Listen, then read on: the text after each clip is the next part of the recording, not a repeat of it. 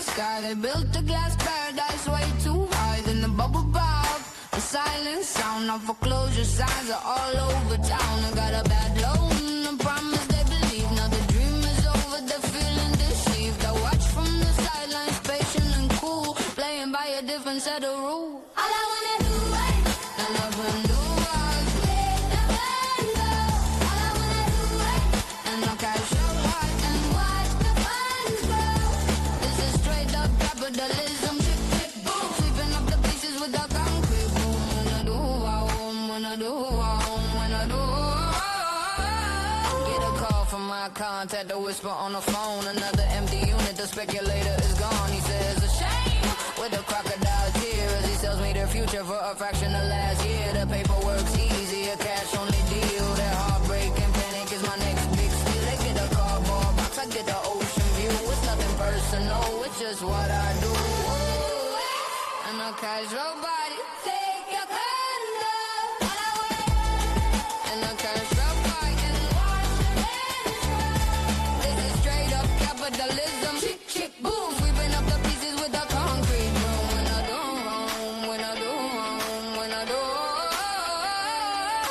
Some myself ask for a quick return. Some I rent out, let the lesson burn. They call it a crisis, I call it a sale. In this concrete jungle, the strongest prevail. No funny business, I am the business. They sold you a lead, now I'm the witness. Seek your condo.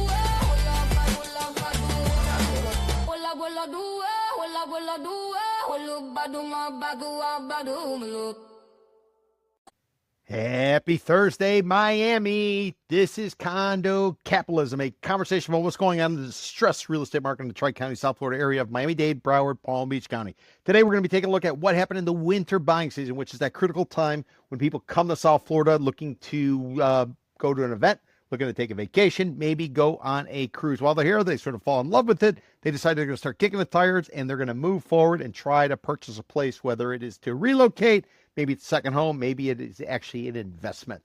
Today, we're going to take a look at what happened between that period, November through April.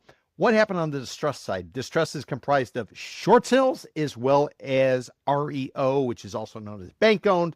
It's known as real estate owned. It's also known as foreclosures. We're going to take a look at it. What I can tell you, looking at the numbers, the percentages are going up. Unfortunately, the number is still relatively small. Although percentage of distressed condos versus the overall transactions in the South Florida area, it's among the highest it's been in at least 5 years or so. So we're going to drill down. We're going to walk you through it. Maybe some of you are out there taking a look at maybe buying a condo. You want to know what's going on in the distress market. We will drill down into what happened between November 2025 and April of 2026. I'm Peter Zalewski, condo consultant, expert witness, founder of the Miami Condo Investment Club. I do a weekday podcast, 4 o'clock. We're talking condos. After the podcast is over, we will then edit it for sound. We'll edit it for look and template. Then we'll make it available. It'll be available on demand. So because you're tuning in live at 4 o'clock, you're able to watch this for free. However, once the video is done and it is edited, it will be on demand. In order to see it on demand, you're going to have to be a member of the Miami Condo Investing Club. What is the Miami Condo Investing Club? It is an organization, an ecosystem that we're basically setting up for those people who are interested in condos. We give straightforward information. We track the information, taped up information we share at Wall Street. And this is there for whoever maybe is looking for information. Maybe you're DIYer, do it yourself. Maybe you are a buyer working with a broker. Maybe you're a sell-side agent, can't sell a condo.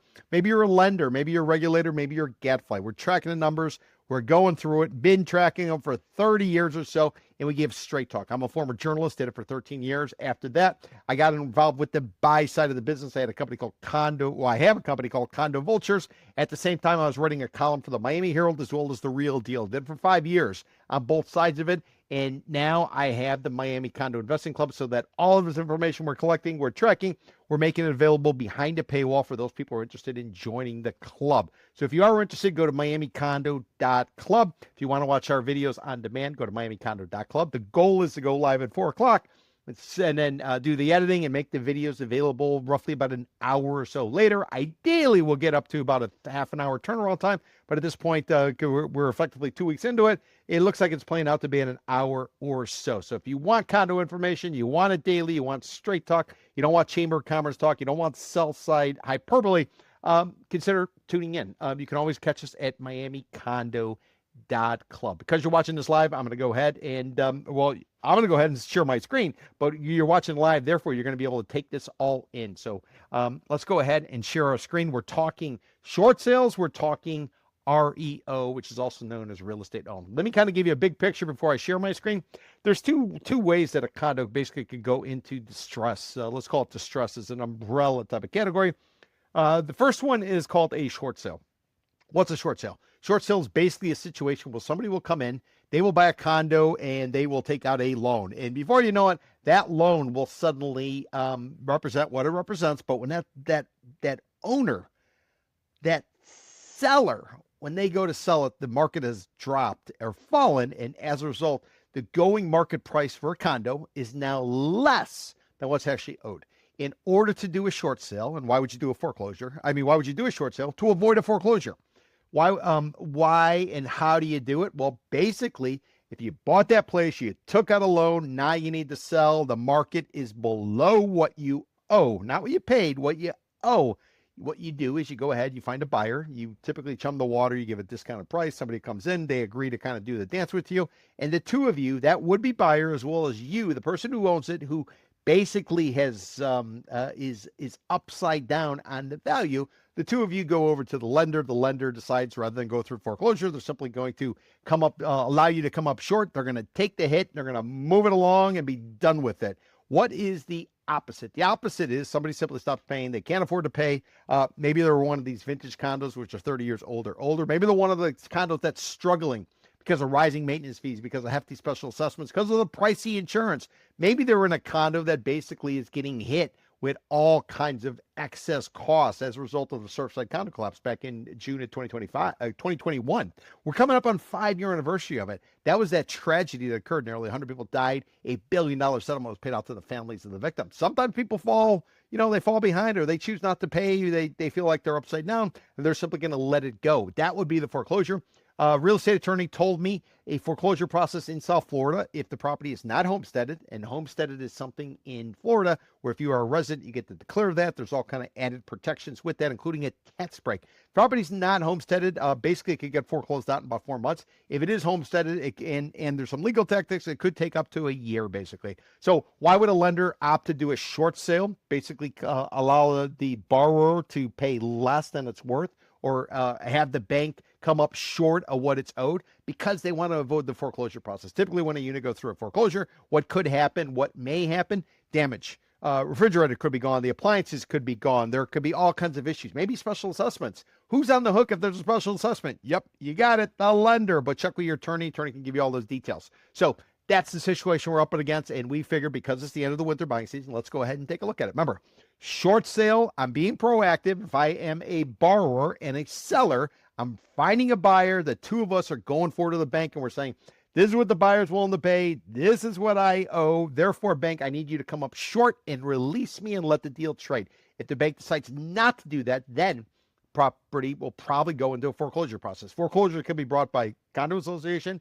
could be brought by the lender or whatever. Typically, it's about 2 months or so of non-payment that will trigger the initial reaction, and then everything starts to circulate. So because of where we are in the real estate market, with sales going up and prices coming down, and mandatory inspections being all required, we haven't run the numbers yet in terms of how many associations have actually completed the inspections, even though they're supposed to have it done by the end of 2024. Many of them were looking to get it done in 2025. Well, what happened in 2026 now under the law Effectively, condo associations, they do their inspections done by licensed architect, licensed engineer. Something is penciled out by the experts. They then identify all the key elements that are critical to the life safety of the building, then turned over to the finance people. Finance people associate a price attached with the the lifespan of each of these items, a dollar amount associated with it. Reports then given to the condo board. Condo board's now got to pay for whatever this issue is, whether it's hitting everybody with a special assessment and or taking out a loan. If the condo association goes for a loan, is looking for interest rates at 9, 10, 11%. If a special assessment is put in place, basically got a year. And if you do not pay a special assessment within that year period, if that's what's allocated or that's what's designated, then you ultimately could face foreclosure. Our best estimate in terms of these special assessments, especially at year 30, typically if your building is up to 4 stories, you're probably talking about $25,000 special assessment. If it's 5 to 14, call it 65 grand. If it's 15 stories or higher, call it $100,000 special assessment. So that's creating all kinds of issues, creating all kinds of havoc for individual unit owners. And therefore, many buyers, they want to get in the game. They want to take advantage of what's out there, but they don't want to overpay. So some of them are starting to look at the distress market, and that's why we're doing this analysis today. So let's go ahead. We'll share the screen. And because you're watching it live, you're going to be able to take it all in. Once this video is over, we will edit it. We'll make it on demand, but then you'll have to be a member of the club, Miami Condo Investing Club. Check out the website, miamicondo.club. By the way, we are going forward this summer. We are launching our condo ratings agency. This is an agency to be able to go through, understand, underwrite, evaluate, analyze all different condo associations and let you know, is that condo association, in our opinion, is it a buy? Is it a sell? Is it a hold? We're going to do it like Wall Street does, just like S&P or Moody's or Fitch or anybody else. We're going to give you our assessment. How is that building doing? How is that condo association doing? How's it comparing to its peers, if you will? We're not going to rely on people submitting information and telling us all the good stuff. No, we're going to roll up the sleeves. We're going to get in there and we're going to do it. We're not going to basically populate it with some sort of AI technique or something like that. No, we're going to go through it and we're going to do the process. This is an idea I had first back in 2009, 2010. 2010, I registered a URL called Condo Ratings Agency. I've had it ever since then. We initially tried to do it early on last decade. And what happened is we got legal opinions saying that we might be interfering with commerce. Now, however, with the state of Florida moving towards transparency in the condo associations, whether it's information that's shared and or inspections, we feel as if it's the right time to go out there and be able to help buyers to understand, is that building, how is it doing and how does it compare to others? So that's something to sort of watch for, if you will, going forward. It's called the Condo Ratings Agency. If you want more information on that, you can go to miamicondo.club or you can go directly to the site we got going up right now. We got it on Substack. It's condoratings.substack.com. Let's go ahead. We're going to share our screen and we will kind of get through the information. And let me find it here while I pull it up for everybody.